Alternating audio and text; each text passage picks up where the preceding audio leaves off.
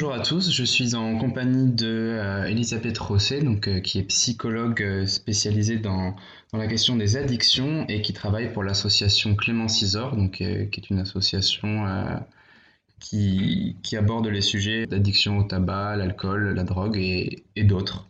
Aujourd'hui, on se retrouve pour définir ce que c'est qu'une addiction. Donc tout d'abord, voilà, qu'est-ce qu'une addiction, de quoi on parle? Alors bonjour, une addiction, l'addiction en fait c'est le stade ultime d'un processus qui va se dérouler sur plusieurs années. Un processus dans lequel une personne va s'adonner à un comportement ou à une consommation parce que ça lui procure du plaisir, et c'est la première raison pour laquelle on va consommer ou adopter un comportement. Et là, il y a un autre bénéfice, mais souvent qui n'est pas identifié au départ, qui est que ça soulage d'un malaise intérieur. Et souvent, c'est parce que, évidemment, ça procure du plaisir, mais aussi parce que ça soulage d'un malaise intérieur, que la personne va souhaiter répéter ce comportement. Et avec la répétition de ce comportement, ou de cette consommation, apparaissent des conséquences négatives. Et même, et ça c'est le troisième élément pour définir une addiction, c'est que en dépit de l'apparition de ces conséquences négatives, eh bien la personne est incapable de réguler cette activité. Alors typiquement, ça va être bon, ce soir, non, je ne m'autorise pas à boire un verre ou à fumer un pétard parce que j'ai décidé que c'était trop, etc. Et puis quand le soir arrive, eh ben, la personne va quand même s'adonner à son comportement alors qu'elle s'était promis de faire autrement. Dans cette notion d'addiction, donc, que je rappelle, c'est un processus. Un processus, ça veut dire qu'il va falloir du temps, il va falloir passer par différents types d'étapes pour en arriver à être vraiment en addiction. C'est-à-dire prisonnier. On parle d'ailleurs, pour ce qui est de l'addiction, d'une perte de liberté de s'abstenir. C'est-à-dire le sujet ne peut pas s'empêcher. Et donc, de quelle façon peut-on prendre conscience qu'on entre dans un usage abusif de telle ou telle pratique, telle consommation, et à partir de quand on peut se considérer comme addict? La meilleure des manières, c'est de se poser la question, quoi. Et que très souvent, quand on a des pratiques, des comportements, c'est pas forcément des choses sur lesquelles on va mettre des mots. Et il faut s'inviter soi-même à se questionner sur ses propres pratiques. C'est-à-dire, je fais déjà 8 heures de sport par semaine en plus de mon emploi du temps. Là, j'ai un nouvel entraînement qui m'est proposé. Si je l'ajoute, ça va me prendre tant de temps dans la semaine. Est-ce que c'est pas trop? Est-ce que c'est ce que j'ai véritablement envie? Où est-ce que j'en suis? Etc. C'est d'abord se questionner soi-même. Sur sa pratique, quelle qu'elle soit. C'est sans doute la meilleure façon de savoir où on en est avec cette pratique. D'accord. Donc finalement, voilà, en fait, on peut peut-être considérer que on en revient à cette question de liberté individuelle, de liberté de s'abstenir vis-à-vis d'un quelconque rapport abusif à une pratique ou un usage. Alors, oui, l'addiction, c'est vraiment cette perte de liberté de s'abstenir. C'est quand on ne peut plus contrôler ce comportement. Et ce qui se passe, en général, le moment où on bascule, en fait, c'est le moment où toute notre existence va se centrer sur ce comportement. C'est-à-dire qu'on n'est plus aux commandes de notre propre existence. C'est le comportement qui va dicter les différents mouvements, les différentes pensées, les différentes idées, les différents comportements même que je vais adopter. Et c'est finalement le comportement qui est au centre de ma vie et qui décide quand est-ce que je mange, quand est-ce que je me lève, quand est-ce que je me couche, quand est-ce que je me douche, quand est-ce que... Tous les actes de la vie du quotidien sont décidés par ce comportement. Là, quand on a un phénomène de centration, c'est-à-dire qu'on ne fait plus que ça, et là, on peut considérer qu'on a un problème, et un problème déjà d'usage de ce comportement ou de cette consommation. Je dis bien déjà un problème d'usage parce qu'avant d'être dans l'addiction, on passe par différentes étapes. C'est-à-dire que pour toutes les pratiques humaines, on peut considérer qu'il existe un usage simple, un usage qu'on peut dire parfois récréatif, qu'on appelle récréatif, avec par exemple l'alcool. Évidemment, ça arrive à de nombreuses personnes en France de consommer de l'alcool de manière ponctuelle sans que ce soit un problème. Là, on parle d'usage simple. Il existe ce qu'on appelle l'usage abusif ou nocif. Là, déjà, le comportement commence à présenter des conséquences négatives, c'est-à-dire le fait que je m'y adonne commence à m'empêcher d'avoir d'autres activités. Le fait que je joue aux jeux vidéo jusqu'à pas d'heure la nuit m'empêche de me lever et d'être attentif en cours. Là, je vois qu'il y a déjà des conséquences négatives. On n'est pas encore dans l'addiction.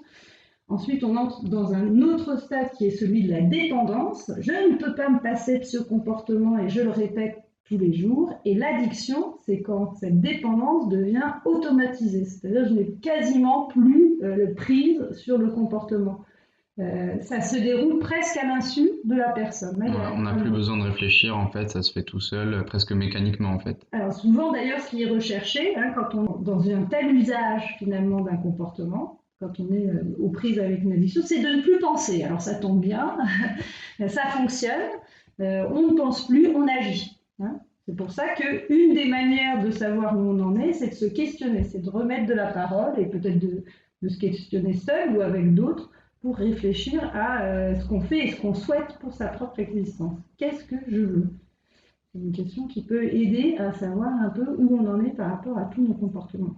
Donc le plus important au final, c'est peut-être de faire le point sur soi-même et voilà, de finalement se poser cette fameuse question que vous avez évoquée, qu'est-ce que je veux, où est-ce que j'en suis par rapport à cette pratique, et ensuite voilà, commencer à réfléchir. Oui, et à partir de ce bilan qu'on fait à soi-même, eh bien, on peut essayer de se réguler par soi-même, se dire ah ben non, là c'est plus possible, avec cette pratique de jeu de hasard et d'argent, eh bien je dépense trop d'argent, je m'en rends bien compte, donc ce que je vais faire, c'est que je vais pas me faciliter l'accès à l'argent, j'aurai plus de carte bleue par exemple, plus de moyens de paiement, je vais pas me faciliter, et je vois si le fait que je me sois posé à moi-même une contrainte m'aide à me détacher du comportement. Si jamais je constate qu'en dépit des contraintes que je me suis posées, ou par exemple des décisions que j'ai prises, c'est-à-dire je ne me coucherai plus à 3 heures du matin pour finir un jeu vidéo, eh bien,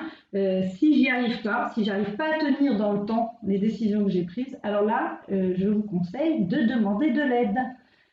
Car souvent, avec une autre personne, c'est quand même plus facile de tenir ses promesses et ça permet un petit peu de mieux comprendre ce qui se passe en étant accompagné. Et justement, pour demander de l'aide, peut-être ne pas attendre le dernier moment, quand on sent qu'il commence à y avoir un problème, ne pas hésiter à se tourner vers des gens compétents comme vous, qui sont psychologues, à se tourner vers des associations comme Clémence Isor, afin déjà d'avoir des réponses à des questions et des pistes de solutions, ne pas rester seul en fait. Ben voilà, ne pas rester seul. Parce que parfois, ça va peut-être pas être des experts de mon champ qui vont aider ou accompagner. Parfois, ça peut être des proches qu'on peut mettre dans la confidence et qui vont pas nous juger par rapport à cette difficulté, plutôt qui vont nous aider en nous proposant, t'arrives pas à le faire seul, t'arrives pas à ne pas, moi, si tu veux, je peux être avec toi pour justement te proposer autre chose que cette activité. Parce que ce qu'il faut retenir, c'est que être dépendant, c'est inhérent à la vie humaine. C'est-à-dire que l'être humain, c'est sans doute l'être vivant le plus dépendant. On est dépendant de notre entourage, on est dépendant de notre travail, on est dépendant de notre voiture, on est dépendant de nos activités de loisirs, on est dépendant de notre chien, de notre chat, etc. Ça ne pose aucun problème quand on passe d'une dépendance à l'autre sans souci. Et c'est ce que font la plupart des gens dans une journée, ils passent d'une dépendance à l'autre. À partir du moment où il y a une de ces dépendances qui prend le dessus, c'est là qu'on entre dans une forme tyrannique du lien. Et c'est dans ce type de situation qu'il y a un risque d'installation d'un comportement addictif.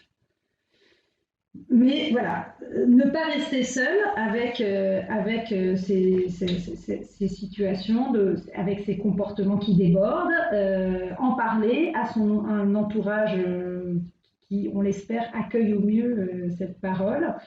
C'est déjà un pas pour ne pas rester dans cette situation d'emprisonnement, en fait, d'aliénation.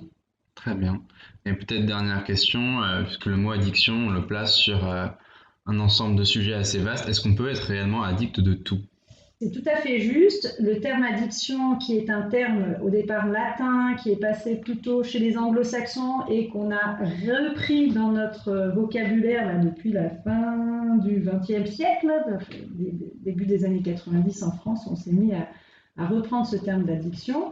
Ce terme d'addiction, il est aujourd'hui un peu galvaudé. Il est utilisé pour tout et n'importe quoi. Hein. Une addiction au soleil, une addiction au chocolat. Voilà. Il y a des addictions, c'est une pathologie, c'est-à-dire c'est une maladie particulière. Ça met beaucoup à mal les individus qui en souffrent et ça va concerner un certain nombre de comportements et de consommation qui vont être évoqués d'ailleurs dans les différents podcasts que vous avez proposés. Voilà. On ne peut pas être addict à tout. Il faut que l'objet auquel on s'attache, il ait certaines particularités pour que ça puisse mener à une conduite addictive. D'accord. Ben, merci beaucoup Elisabeth Rosset. On se retrouve très prochainement pour un prochain podcast et je vous dis à bientôt. À bientôt.